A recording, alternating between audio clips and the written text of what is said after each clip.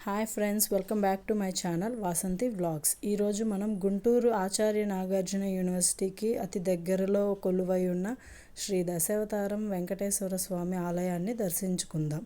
మన భారతదేశంలో వైష్ణవ ఆలయాలు అనగానే మనకు శ్రీరామ, శ్రీకృష్ణ, నరసింహస్వామి, వెంకటేశ్వర స్వామి ఆలయాలు కనిపిస్తూ ఉంటాయి. ఆలయం ఎంతో విశేషమైనది. ఎందుకంటే ఆ శ్రీ మహావిష్ణువు దశావతారాలన్నీ ఒకే శిలపైన ఎంతో అపురూపమైన విగ్రహంలాగా చెక్కబడి ఉన్నది. ఈ దేవాలయం ఆధునిక కళాకృతులతో ఎంతో అందంగా నిర్మించబడినది.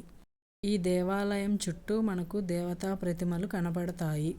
దేవాలయంలో గర్భగుడిలోని మూల విగ్రహం విషయానికి వస్తే ఈ విగ్రహం ఎంతో అపురూపమైనది. ఇందులో మనకు శ్రీ వెంకటేశ్వర స్వామి 3 తలలు 8 చేతులతో దర్శనమిస్తారు. ఇందులో మనకు దశావతారాలన్నీ ఎంతో చక్కగా కనబడతాయి. ఈ దేవాలయంలో నిత్యం అన్నదానం జరుగుతూ ఉంటుంది. గుంటూరు నుండి 15 కిలోమీటర్లు, విజయవాడ నుండి 27 కిలోమీటర్ల దూరంలో ఉంది. Please like, share and subscribe my channel.